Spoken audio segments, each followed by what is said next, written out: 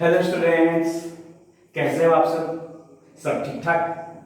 तो आइए हम लोग सरफेस केमिस्ट्री का अगला टॉपिक शुरू करते हैं। स्टूडेंट्स, आपको याद होगा पिछले वाले टॉपिक में हमने आपसे क्या कहा था। हमने आपको पढ़ाया था मैकेनिज्म ऑफ एडजर्प्शन, और उसके लास्ट में मैंने कहा था कि अगले जो टॉपिक होगा उस अगला टॉपिक में हम लोग पढ़ने वाले टाइप्स ऑफ एडजर्प्शन। तो मैं आ गया हूं अपने वादे के मुताबिक नेक्स्ट टॉपिक लेके, जिसका नाम है टाइप्स ऑफ एडजर्प्शन, अधिशोषण के प्रकार। तो हो जाइए आप कलम कॉपी लेकर तैयार और शुरू करते हैं अधिशोषण के प्रकार। तो स्टूडेंट्स, आपको जानना होगा कि there are two types of adsorption. अधिशोषण दो प्रकार के होते हैं। नाम मैं लिखना चाहूंगा, बड़ा खूबसूरत नाम है भौतिक अधिशोषण।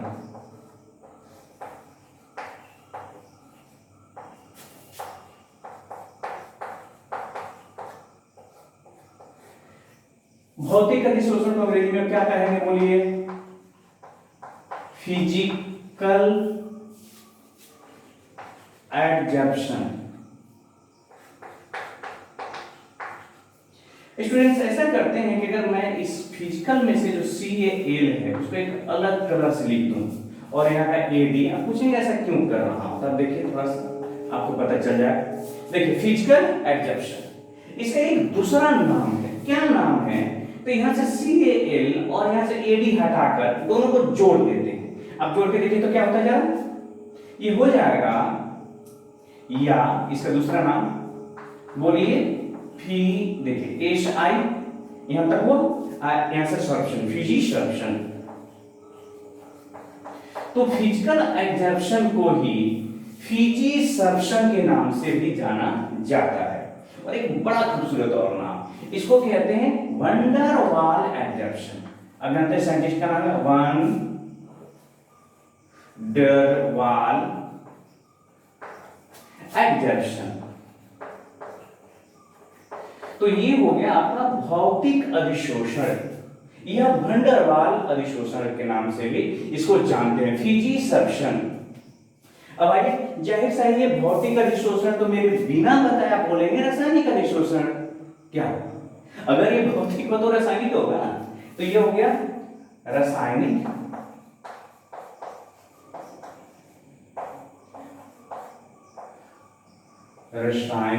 अधिशोषण। और स्टूडेंट्स, उसी तरह से इसके जो नाम हैं अंग्रेजी में इसको क्या कहेंगे, केमिकल एडजर्प्शन। तो केमिकल एडजर्प्शन में सेम टू सेम उसी तरह से देखिए, यहां से CaL और AD हटा के बाकी को जोड़ दीजिए, तो जब देखिए तो क्या होगा, देखिए यहां से सॉल्यूशन। तो इस तरह से अधिशोषण हो गया दो तरह का, भौतिक अधिशोषण और रासायनिक अधिशोषण। स्टूडेंट्स, जो लोग 12वीं क्लास में हैं आप में से, मैं उनके लिए बता दूं, ये बहुत बहुत बहुत महत्वपूर्ण है बोर्ड के एग्जाम के लिए। तो आप इसे थोड़ा सा ध्यान देंगे। थ्योरेटिकल है, केवल डिफरेंस हम लोग लिखने जाएंगे। क्वेश्चन आएगा कि भौतिक अधिशोषण और रासायनिक अधिशोषण में क्या अंतर है, अथवा क्वेश्चन होगा अधिशोषण कितने प्रकार के होते हैं, भौतिक अधिशोषण किसे कहते हैं, रासायनिक अधिशोषण किसे कहते हैं। तो इन तीनों सवाल के जवाब अगर हम लोग डिफरेंस लिख देते हैं तो हो जाता है। तो देखिए, भौतिक अधिशोषण किसे कहते हैं, आप इसको समझ के रखिए।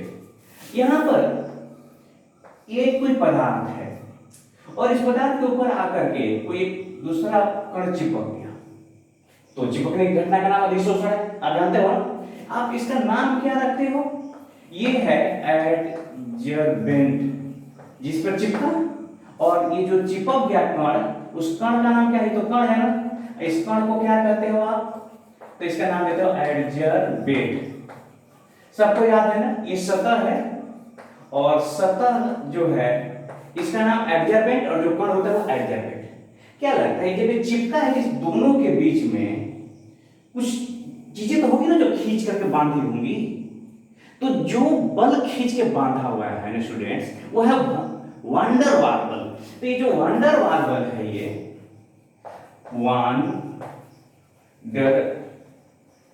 वाल्स फोर्स है ये, क्योंकि ये वंडरवाल बल लगता है ना, अतः इसका नाम है वंडरवाल अधिशोषण। तो डेफिनेशन भी यही है। देखिए ये अधिशोषक, ये हो गया अधिशोष्य। तो अधिशोषक और अधिशोष्य के बीच यदि वंडरवाल बल कार्य कर रहा हो तो उसको भौतिक अधिशोषण कहते हैं। याद हो गया? किसके किसके बीच में? अधिशोष, जैसे ये सतह है, इस पे कोई चिपक गया, तो ये दोनों के बीच में, जैसे यहाँ पर देखिए बोर्ड पे चिपका, तो इन दोनों के बीच, ये बोर्ड और ये जो कण चिपके, इनके बीच में कौन सा बल कार्य करना चाहिए? वंडरवाल बल। एक दुर्बल बल है, अगर ये वंडरवाल बल कार्य किया तो नाम क्या हो गया? वंडरवाल अधिशोषण। तो इसका डेफिनेशन है, यदि एडजर्बेट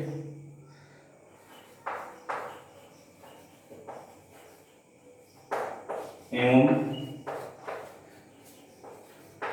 एडजर्बेंट के बीच दुर्बल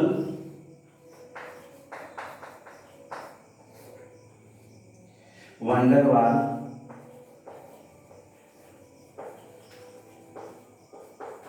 बल कार्य करता है,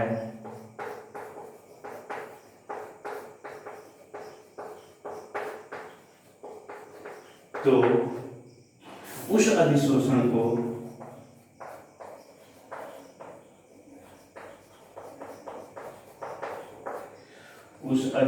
को क्या नाम देते हैं हम लोग? भौतिक अधिशोषण।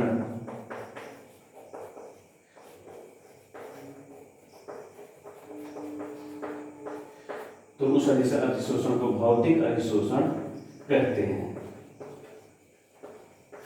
अब केमिकल के बारे में, तो जाहिर सा है कि अगर ये एडजर्बेंट और एडजर्बेट दोनों के बीच में केमिकल बल कार्य कर रहा हो, केमिकल फोर्स कार्य कर रहा हो, अथवा कहिए कि रासायनिक बंधन कार्य कर रहा हो, तो हम उसको क्या कहेंगे? केमिकल एडजर्प्शन। तो लिख देता हूं, यदि एडजर्बेट एंड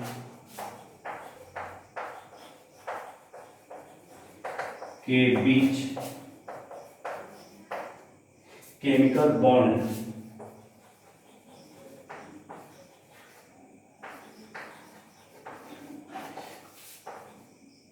रासायनिक बंधन कार्य करता हो,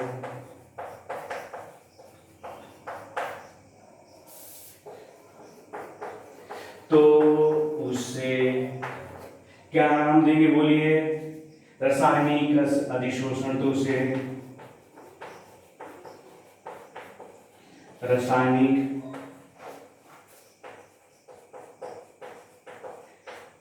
अधिशोषण कहते हैं।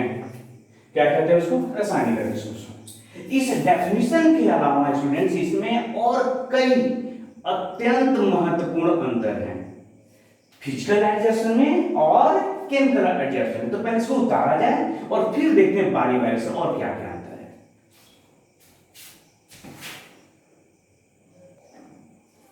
तो आइए स्टूडेंट देखते हैं और क्या क्या अंतर हो सकता है। तो ये देखिए, आप इसको पॉइंट नंबर 2 कर देते हैं। मानिए एक डेफिनेशन वाला अंतर था, तो दूसरा अंतर हम ये कहेंगे कि ये हो गया आपका अधिशोषक और ये कण हो गया अधिशोष्य।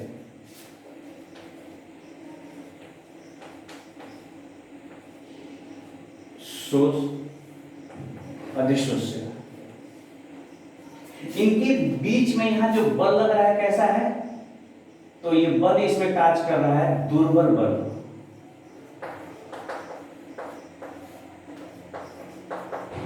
जिसको आप नाम दे देते हैं वंडरवाल बल।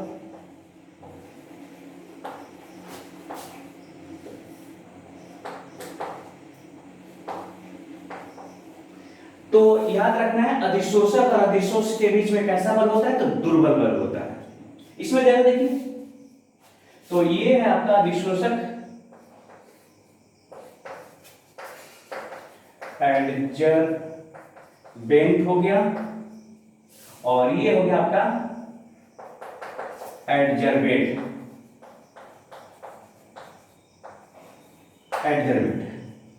इनके बीच में जो बल कार्य कर रहा है ना यहां पर, ये है स्ट्रॉन्ग फोर्स है, और ये जनरली केमिकल बॉन्ड है। तो आप यहां पर क्या लिखेंगे कि अधिशोषक और अधिशोष्य के बीच में कैसा बल है, तो प्रबल बल है। तो आप लिख सकते हैं इसको लैंग्वेज में, इसमें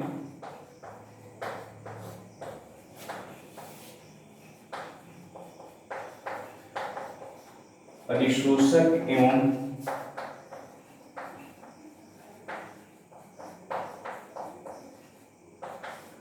के बीच कैसा बल कार्य करता है स्टूडेंट्स, बोलिए प्रबल। आप ये प्रबल है, स्ट्रॉन्ग है।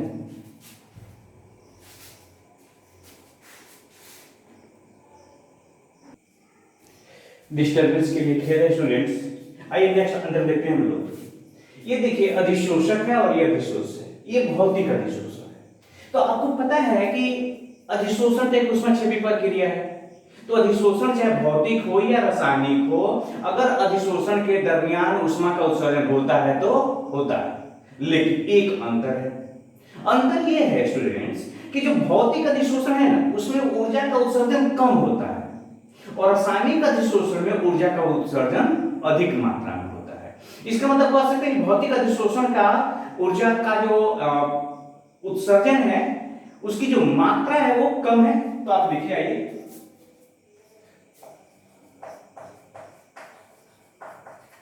भौतिक अधिशोषण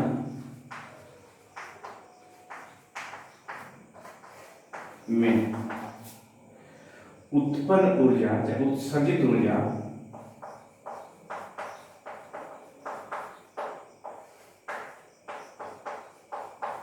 ऊर्जा की मात्रा कम होती है। उत्सर्जित इसमें भी होती है, लेकिन कम मात्रा में। एंथैल्पी अब जो एब्जॉर्प्शन है उसका वैल्यू कम है, और यहां पर एंथैल्पी अब जो एब्जॉर्प्शन है उसकी वैल्यू क्या है, ज्यादा है। इसमें उत्सर्जित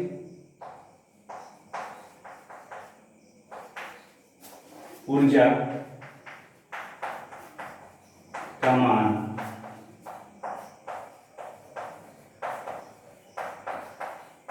उच्च होता है। अब ध्यान दीजिए, केवल एक छोटा सा सेंटेंस, यहां जो मान है वो उच्च है, हाई है,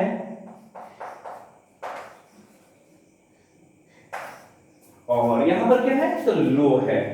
ये है आपका लो, ये कम है और क्या है, अधिक है। बस इतना ही का डिफरेंस है।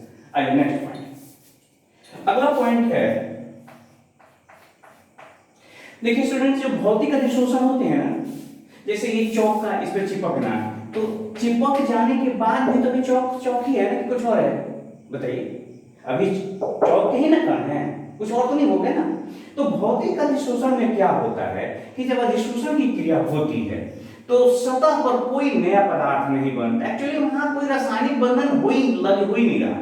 तो जब रासायनिक बंधन नहीं हो रहा, रासायनिक प्रक्रिया नहीं हो रही, तो फिर नया पदार्थ कैसे बनेगा। आपके त्वचा में मैल चिपका, तो मैल चिपक के भी तो मैल ही है ना, गंदगी ही है ना, कि चिपक जाने के बाद कुछ और हो गया, नहीं, बिल्कुल नहीं। इसलिए क्योंकि आपके सतह पर कोई नया कार्य नहीं हुआ, कोई नए बंधन का निर्माण हुआ ही नहीं, वो सीधा आकर क्या हुआ, तो बस चिपक गया, टच में है। तो बहुत महत्वपूर्ण अंतर है कि भौतिक अधिशोषण में, मतलब इसमें सतह पर किसी नए पदार्थ का निर्माण नहीं होता। इसमें सतह पर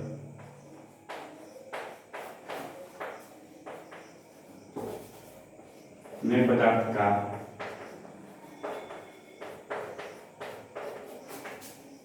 ध्यान रखिएगा स्टूडेंट्स, नहीं पर नए पदार्थ का निर्माण नहीं होता है। और यहां पर क्या है कि सतह पर नए पदार्थ का निर्माण होता है। इसलिए इसमें सतह पर नए पदार्थ का निर्माण होता है क्योंकि आप तो कह रहे हैं कि ये जो अधिशोषक है, अधिशोष है, इनके बीच में बंधन बन रहा है, केमिकल बॉन्ड है। तो जब केमिकल बॉन्ड है तो केमिकल बॉन्ड के फलस्वरूप तो नया पदार्थ बनेगा ही बनेगा ना। तो आप लिखेंगे इसमें सतह पर नए पदार्थ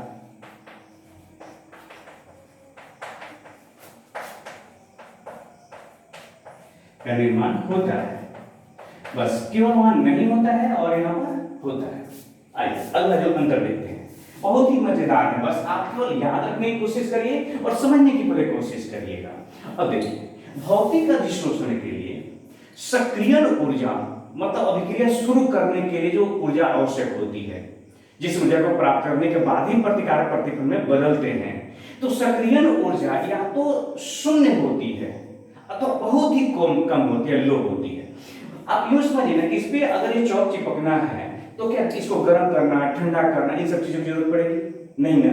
तो भौतिक अधिशोषण के लिए सक्रियण ऊर्जा शून्य होता है, आप कह सकते हैं जीरो होता है, या अगर होता है तो भी बहुत बहुत बहुत क्या होता है, कम होता है। तो लिखेंगे इसके लिए सक्रियण ऊर्जा का मान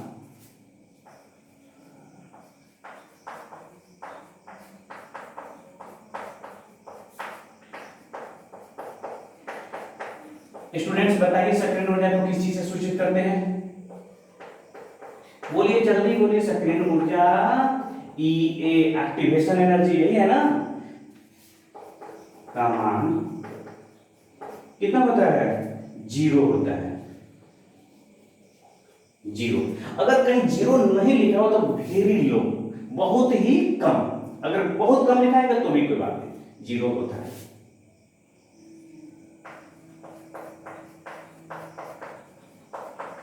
अब आइए सोचिए क्या कहना है आपका सक्रियण ऊर्जा के बारे में। अरे यार यहाँ तो केमिकल बॉन्ड बन रहा है, तो केमिकल बॉन्ड बन रहा है तो केमिकल बॉन्ड के लिए बिना सक्रियण ऊर्जा के कैसे कोई अभिक्रिया होगी? एकदम अत्यंत आवश्यक है। और सक्रियण ऊर्जा का मान उच्च होता है, आप कह सकते हैं। सक्रियण ऊर्जा का मान यहाँ तो आप शून्य कह दीजिए, ये आप कहेगी वेरी लो, जीरो, या आप लिख सकते हैं लो होता है। लेकिन इसमें क्या होता है, सक्रियण ऊर्जा होता है और सक्रियण ऊर्जा का मान उच्च होता है, या इसमें सक्रियण ऊर्जा का मान जीरो नहीं हो सकता। इसमें सक्रियण ऊर्जा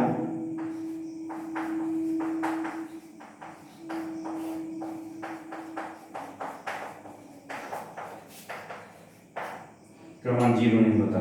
जीरो नहीं होता का मतलब कि क्या होता है, कुछ ना कुछ होता है पॉजिटिव वैल्यू, जीरो नहीं। सक्रियण ऊर्जा का मान कभी नेगेटिव होता ही नहीं, जीरो नहीं होता है।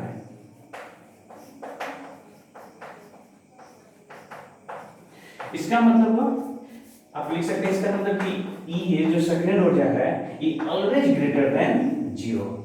अगर ये इक्वल टू हो गया जीरो तो आप कह देंगे ये फिजिकल एडजॉर्प्शन है, और ग्रेटर देन जीरो ये किसके लिए हो गया, तो केमिकल एडजॉर्प्शन के लिए। स्टूडेंट्स और भी अंतर है, आप इसे नोट करिए और फिर और अंतर पर चर्चा करते हैं हम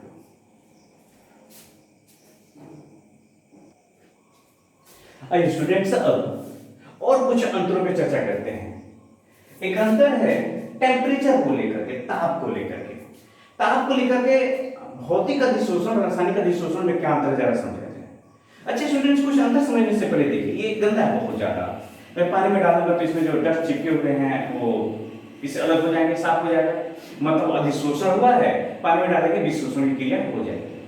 अच्छा वो क्या लगता है कि गर्म पानी में अगर मैं डालूं तो इसमें से ज्यादा गंदगी निकलेगा कि पहले की अपेक्षा कम, ठंडे पानी में ज्यादा निकलेगा?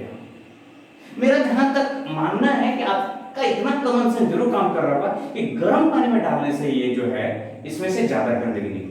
अगर कपड़ा गर्म है ना, सर्फ से में अगर आप उसको घोल रहे हो तो पानी थोड़ा गर्म कर देते हो तो ज्यादा नहीं साफ हो जाता है वो कपड़ा, वो पहले की तुलना में गंदगी ज्यादा छोड़ता है। तो इसका मतलब कि भौतिक अधिशोषण है और ताप बढ़ाने से विशोषण बढ़ रहा है। तो विशोषण बढ़ने का क्या मतलब, अधिशोषण घट रहा है। तो याद रखिएगा, बहुत महत्वपूर्ण लाइन स्टूडेंट्स, ताप बढ़ने से भौतिक अधिशोषण घटता है और रासायनिक अधिशोषण तब जाहिर सा, क्यों तो रासायनिक प्रक्रिया है तो बढ़ेगा। तो इसका मतलब ये निम्न ताप पर संपन्न होता है, लिख सकते हैं। नेक्स्ट ये अगला पॉइंट संभवतः 5वां पॉइंट लिख चुके थे, तो छठा पॉइंट अपन लिख लीजिएगा स्टूडेंट्स। तो ये निम्न ताप पर, यह कहने का मतलब भौतिक अधिशोषण निम्न ताप पर संपन्न होता है। अब इसको ऐसे कह सकते हैं कि भौतिक अधिशोषण जो होता है ना, ताप बढ़ने से घटता है। निम्न ताप पर संपन्न होने का मतलब जितना ही टेम्परेचर बढ़ाइएगा तो भौतिक अधिशोषण घटेगा। तो आप कह सकते हैं कि ताप घटाने से भौतिक अधिशोषण बढ़ता है। अतः ताप बढ़ाने पर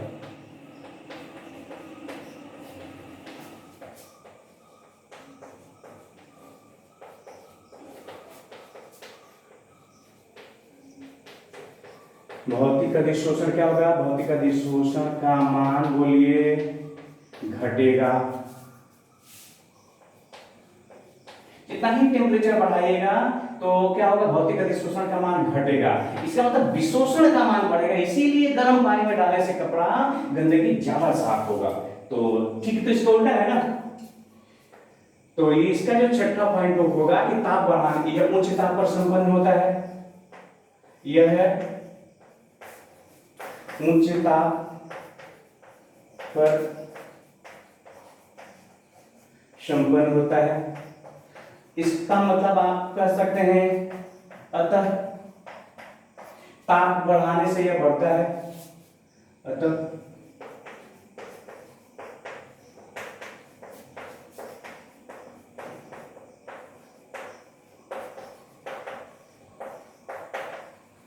बढ़ता है। आइए एक और महत्वपूर्ण बिंदु पर ध्यान दें। ये देखिए स्टूडेंट्स, यहां पर हमने ये चौक चिपकाया, फिर हमने यहां से पोंछ दिया साफ, फिर चौक चिपकाया, फिर पोंछ दिए। यहां पर चूंकि सतह पर कोई पदार्थ नहीं बन रहा, तो चिपका रहे हैं, पोंछ रहे हैं, चिपका रहे हैं, पोंछ रहे हैं, बार बार हो रहा है। ये एक तरह का रिवर्सिबल प्रक्रिया है, उभयगामी है। यहां से चिपक रहा है, नीचे से उठा के गदा चिपका दो, भी चिपक जाएगा।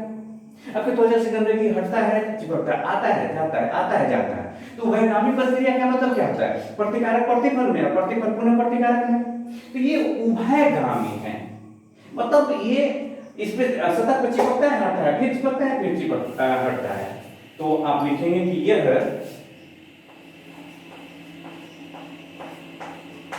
एक रिवर्सिबल प्रोसेस है, उभयगामी।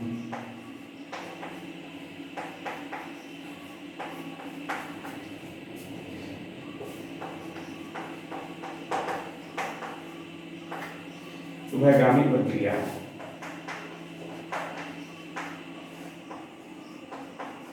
लेकिन रासायनिक अधिशोषण में तो कह रहे हैं कि रासायनिक बंधन बनता है, नया पदार्थ बनता है। लोहा पर एक बार जंग लग गया तो जंग हटा देंगे तो लोहा मिल जाएगा क्या? नहीं ना, यह अभयगामी प्रक्रिया है।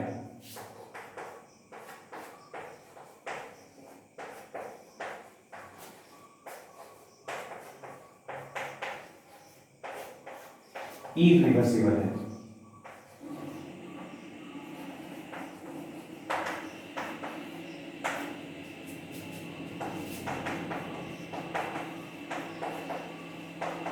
इसका मतलब आप ऐसे समझिए उभयगामी का मतलब कि ये है आपका गैस और किसी सॉलिड पर चिपक गया,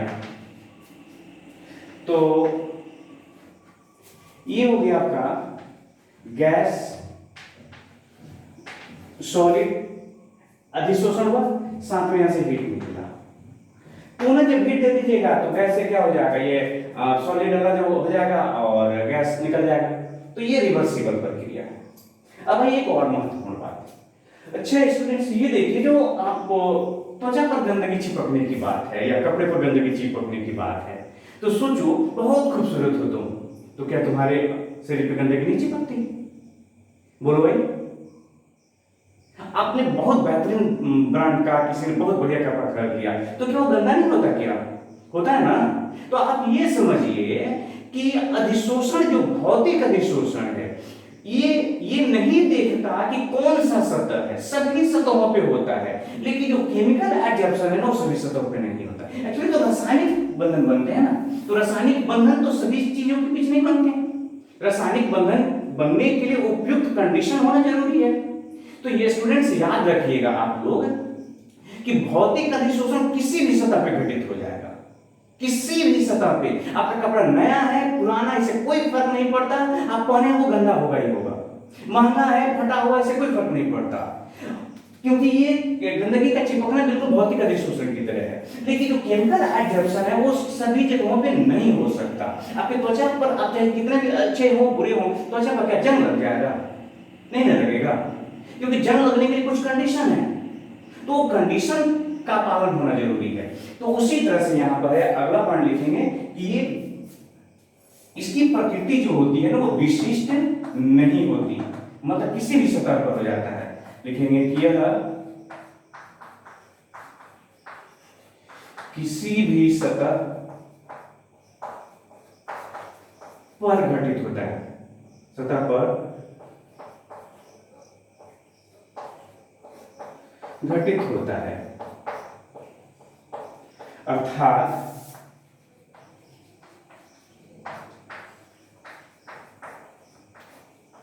इसकी प्रकृति क्या होती है? अविशिष्ट होती है और विशिष्ट नहीं होती, विशिष्ट नहीं होती। याद रखिएगा कि नहीं होती है इसकी प्रकृति, विशिष्ट होती है। इसका मतलब कि किसी भी सतह पर भौतिक अधिशोषण की क्रिया हो जाएगी, लेकिन स्टूडेंट्स ये तो नहीं संभव है क्योंकि रासायनिक बंधन का बनना होता है। तो हम लोग इसके बारे में कहते हैं कि यह सभी सतहों पर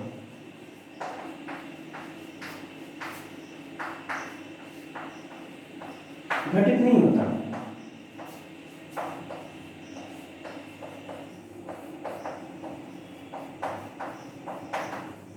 अर्थात इसकी प्रकृति कैसी है? विशिष्ट है।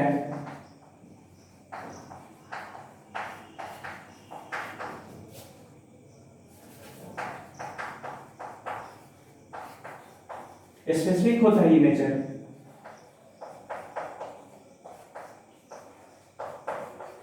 विशिष्ट करने का मतलब कि सभी सतहों पे घटित नहीं होगा, ये अविशिष्ट है, नॉन स्पेसिफिक है, मतलब कहीं पर भी ये घटित हो जाएगा, यही इसके कहने का मतलब है।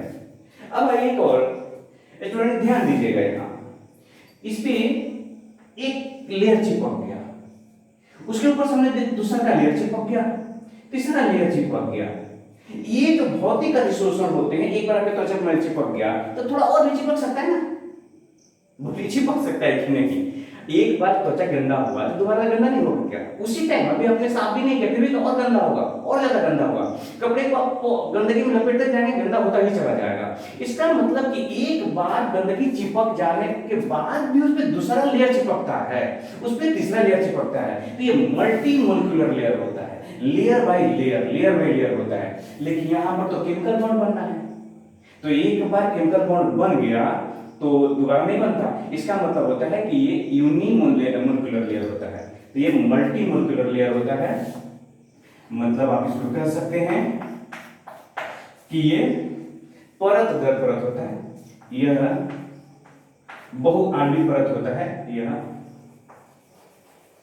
मल्टी मोलिक्यूलर लेयर होता है, मल्टी मोलिकुलर लेयर होता है। मतलब कि यह क्या होता है? तो परत दर परत होता है, अर्थात यह परत दर परत होता है। एक परत चिपक गया फिर दूसरा परत भी चिपक जाएगा, लेकिन ये मल्टी मोलिकुलर लेयर नहीं होता है, याद रखिएगा। मल्टी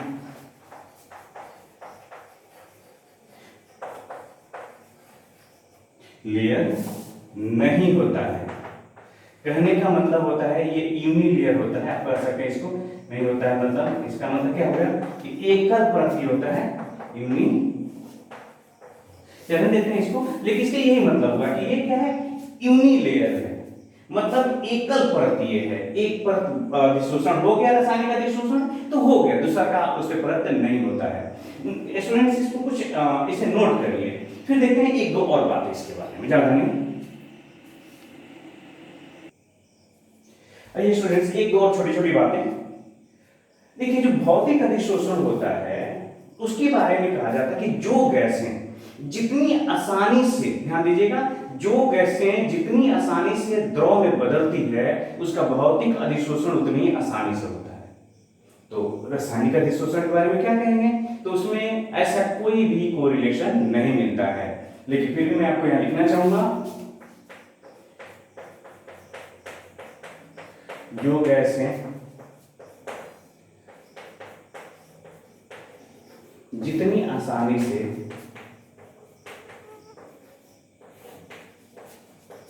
द्रव के रूप में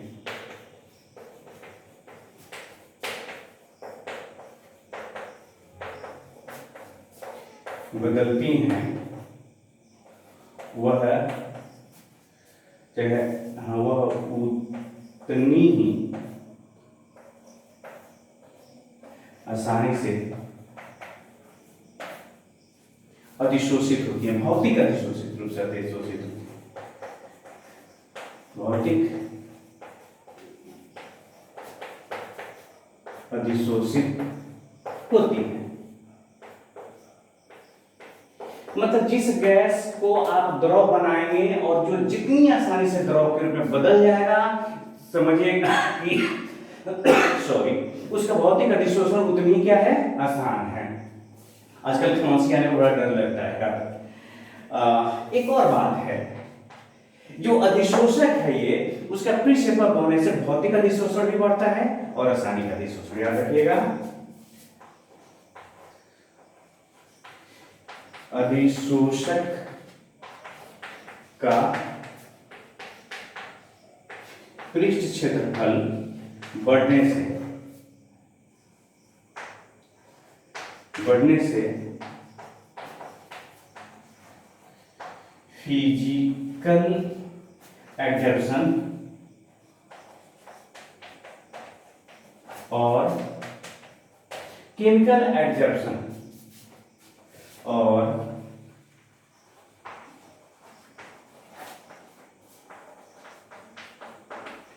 दोनों का मान बढ़ता है।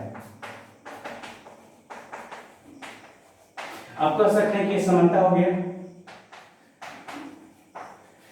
अब समझ रहे हैं, प्लीज क्षेत्र बढ़ा दीजिए, भौतिक अधिशोषण उसके लिए बढ़ेगा, रासायनिक अधिशोषण। कहने का मतलब ये हुआ कि रुमाल है, इसको आपने पानी में रंग में डाला तो ये कुछ चीजों को अधिशोषित कर लिया, ये रुमाल और बड़ा हो जाता तो जितना रंग अधिशोषित करता ये किया है उससे ज्यादा ना करता, तो पृष्ठ क्षेत्र बढ़ा दीजिएगा तो उसका अधिशोषण स्वाभाविक, इसमें कोई बड़ी बात नहीं है। एक और बात, दाब बढ़ाने से प्रेशर, आपने टेम्परेचर का बात तो किया, आप क्षेत्रफल की बात कर ही ले रहे हैं, तो दाब बढ़ाने से भौतिक अधिशोषण बढ़ता है और रासायनिक अधिशोषण।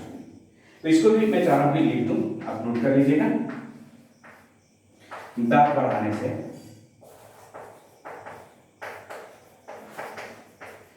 से भौतिक अधिशोषण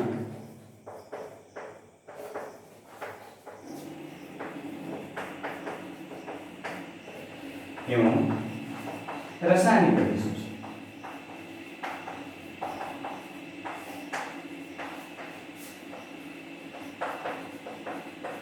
दोनों का मान क्या होता है स्टूडेंट्स, बोलिए, दोनों का मान बढ़ता है। तो उम्मीद करता हूं कि आप भी अपने जीवन में बढ़ रहे होंगे। बढ़ने का मतलब केवल लंबाई नहीं, आपकी बुद्धि बढ़ रही है, ज्ञान बढ़ रहा है, आप स्वास्थ्य के रूप में और बढ़ रहे हैं। और इसी बढ़ने के साथ, इस उम्मीद के साथ, इस शुभकामना के साथ कि अपने जीवन में बढ़ रहे होंगे, बढ़ेंगे, लगातार बढ़ते जा रहे हैं। फिर हमारी और आपकी भेंट अगले वीडियो में होगी। तब तक अपना ख्याल रखिएगा, अपने स्वास्थ्य का ख्याल, अपनी पढ़ाई का, अपने मम्मी पापा का, घर द्वार के लोगों का। हमारी और आपकी फिर भेंट होगी। जय हिंद, जय भारत।